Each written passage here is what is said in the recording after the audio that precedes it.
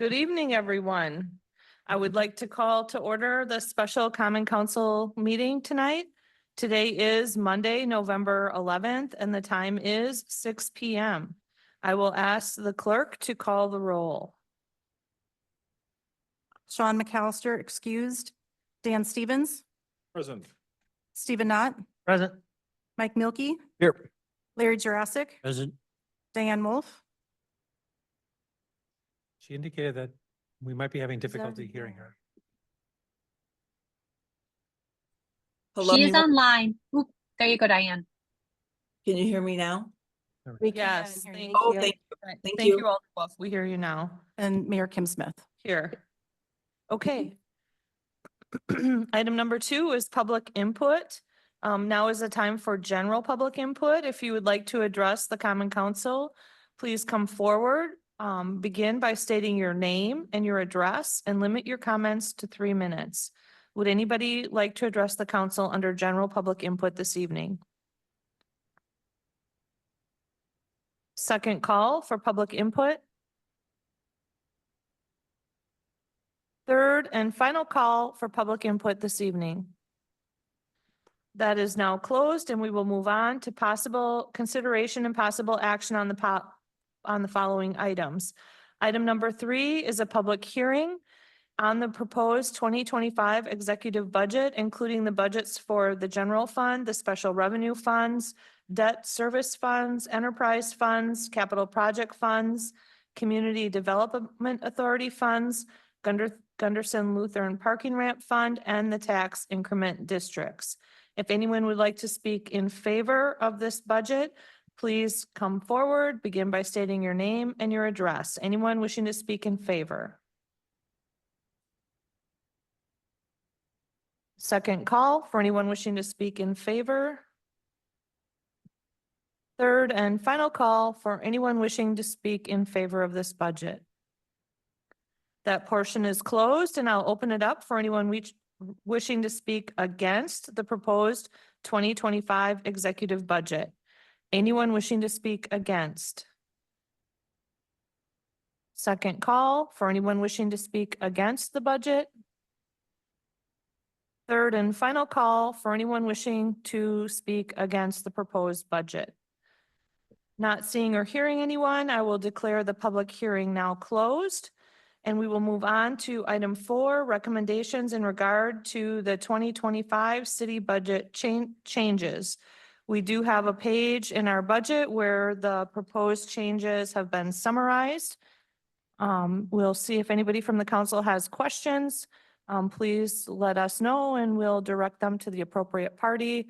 Otherwise, we will have a motion to accept those changes or deny those changes. Counselors?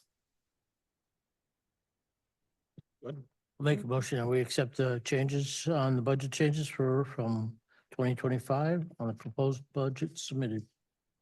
Second. Okay, I have a motion on the floor by Larry Jurassic. It's been seconded by Mike Milky to accept the budget changes to the 2025 executive budget as outlined in our packet submission. Any further discussion on that? Alder Knott? Yeah, I'll keep this brief. I'm going to try to summarize why I had concerns at the F&P. This will be the one and only time because I think the minutes will speak for themselves as well. So I do have a concern with this. When the operating budget proposal came forward, we had the finance director's line with that included a budget based off of her perceived potential revenues in 2025. We had the city administrator come forward with his proposal, which had a $120,000 difference in perceived revenues. And I felt personally the truth probably lied somewhere in between, and I was willing to compromise. Initially, conversations at the F&P, there were at least one other individual on the F&P itself that thought we had to look at some cuts. And then that went rapidly not only away to where we went to the full $120,000 difference, but added an additional 120,000. So now we're at a situation to where this budget is based off of not the finance director's revenue perceptions, not the city administrator's revenue perceptions at $120,000 higher, but at an additional 20,000 on top of that for $140,000 higher above and beyond the more conservative approach. And again, I think the truth lied somewhere between the finance director and the city administrator. We got to this situation because not a single hard decision was made to actually reduce costs, not one. I perceived that we ended up persuading or at least encouraged some of our directors to reassess revenue predictions, which they had previously worked on months in advance. I don't think any of us would run our own household budgets this way. If I can give a very general, I guess, analogy, and I know analogies are only go so far, I would really like to buy a really nice car. I don't have the money to do so within my current household budget, but I really think that in the future, I'm going to be getting a bonus at the end of the year. I don't know I will for sure. So I'm going to go ahead and assume I will, and I'm going to go ahead and buy the car. It's perfectly fine if I get that bonus, but if not, I've just set my family up for 5 to 6 years of real hardship. Now, if this is the route we're going to go for budget process, which is not a route we've taken in the past, I would say we can save a whole lot of time in the future by us elected officials just saying exactly what we want and then directing the staff to work the numbers to justify it. I suspect we will likely be okay this year, or I should say in 2025. But it's a road, if we go down this path now and into the future, that's going to ultimately lead to financial wreckage.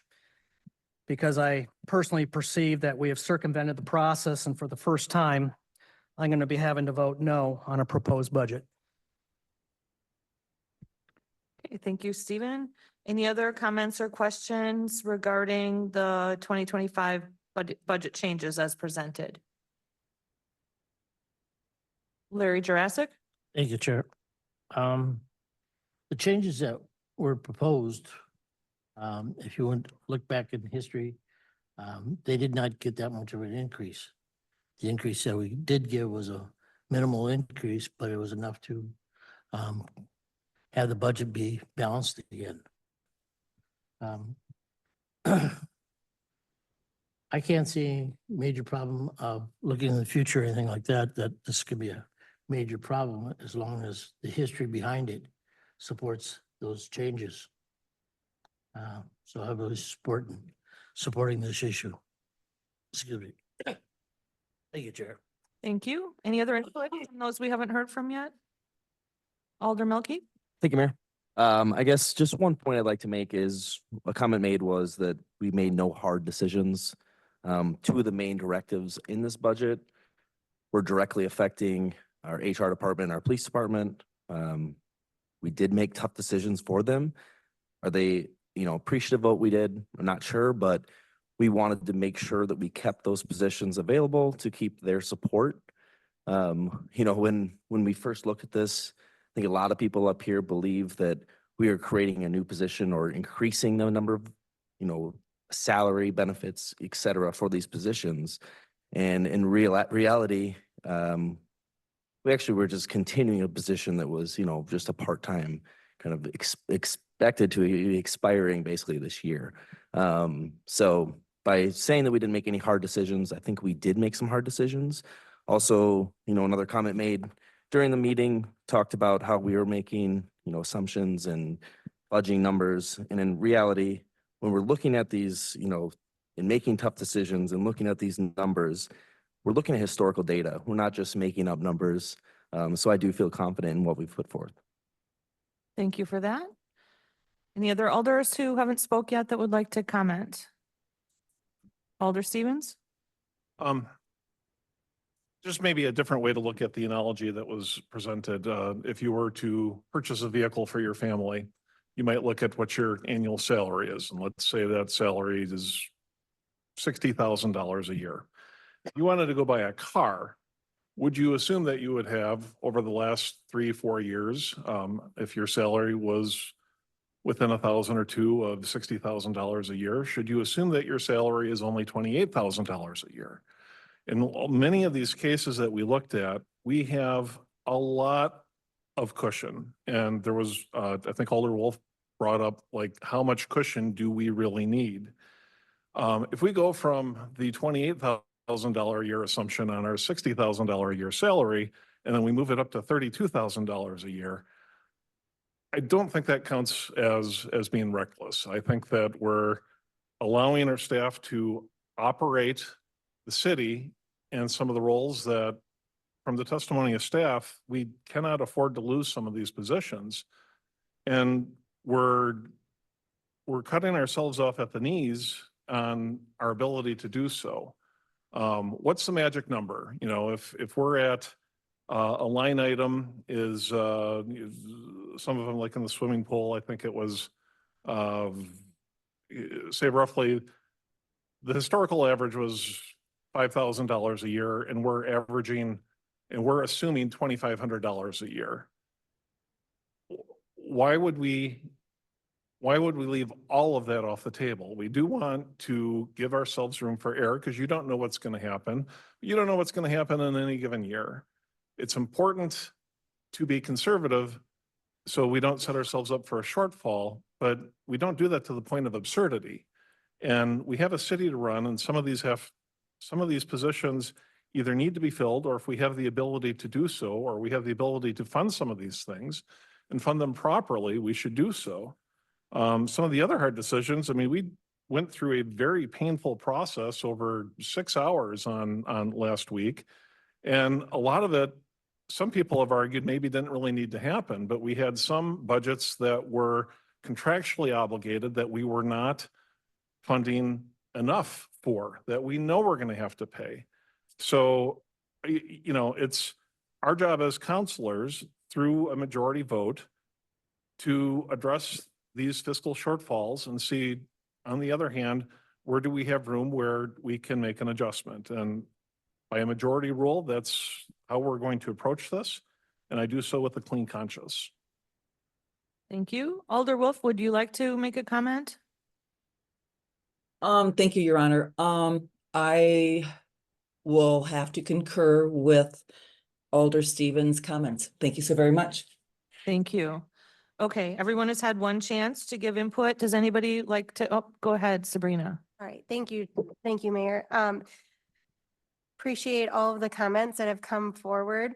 I just like to, again, as your finance director, tell you why I am so conservative in my budgeting of revenues. If we look at our 2022, 2023, and 2024 and 2025 equipment replacement fund, in that fund, every year we have budgeted a deficit. In 2022, it was $339,446. In 2023, it was $483,497. In 2024, it was $329,422. And in 2025, right now it's sitting at $537,367. So every year we do a operating transfer from our general fund into equipment replacement to offset that deficit that we are budgeting. Okay, so that's why I budget so conservatively on revenues, so we have the opportunity to do that. Thank you. Thank you. Any other staff want to comment? Okay, counselors, any other comments or questions? Okay, the motion on the floor is to approve the 2025 city budget changes. They are included in our packet. The title is Budget Changes from the 2025 Proposed Budget Submissions for the purpose of record keeping. The motion on the floor is to approve. Please answer when your name is called. We'll just do roll call voting tonight.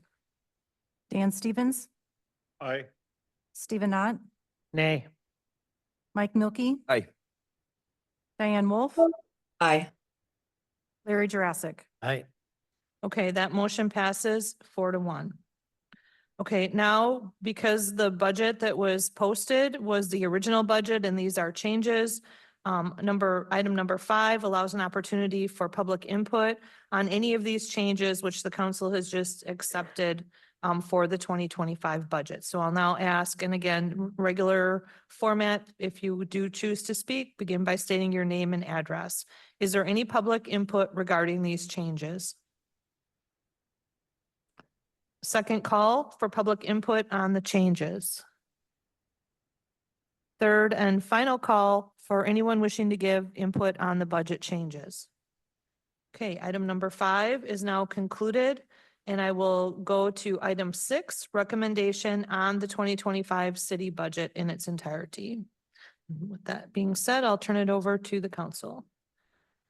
We make a motion to get the discussion started. I'll move to approve the recommended 2025 city budget. Second. Okay, we have a motion on the floor by Mike Milky. It's been seconded by Larry Jurassic to approve the 2025 city budget. Is there any discussion? Your Honor, I have a question. Sure. Thank you. For our finance director, Sabrina, regarding this budget that we're about to approve, my question is in regard to our mill rate, whether it's going up or down, what will be the end result for the average homeowner? What they can expect. I don't know if you go by now the $100,000 or $150,000 home, but as far as the City of Alaska portion, what can City of Alaskans expect? Thank you. Thank you for that, Diane. Sabrina? Give me just a minute here. I believe it's 8% increase in the mill rate. Okay, well, Sabrina looks up the change in the mill rate and how that will affect a homeowner. Are there any other questions or comments from the counselors? Okay, we'll just pause while she looks that up.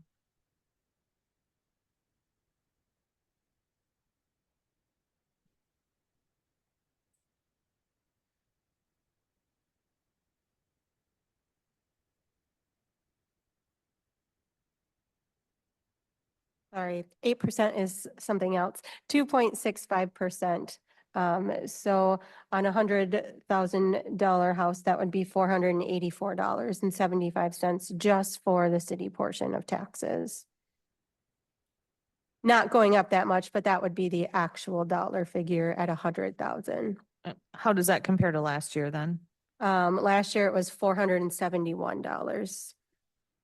So it's a change in $13 on that value house. Mhm. Alder Wolf, does that answer your question sufficiently? In a roundabout way, thank you. Yeah, sorry. Okay, the motion on the floor is to approve the budget. If there's no further discussion, we'll have the clerk call the roll. Mike Milky. Aye. Larry Jurassic, Aye. Diane Wolf, Aye. Dan Stevens, Aye. Stephen Knott. Nay. Okay, the budget passes with the voting of 4-1. Item number 7 is a resolution 34-2024. This is authorizing the appropriation of the necessary funds for the operation of the City of Onalaska for the year 2025. I move that we approve resolution 34-2024 as stated in the agenda. Second.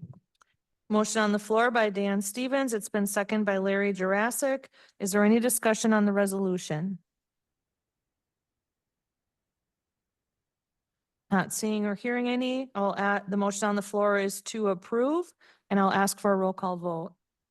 Larry Jurassic, Aye. Stephen Knott, Aye. Dan Stevens, Aye. Mike Milky. Aye.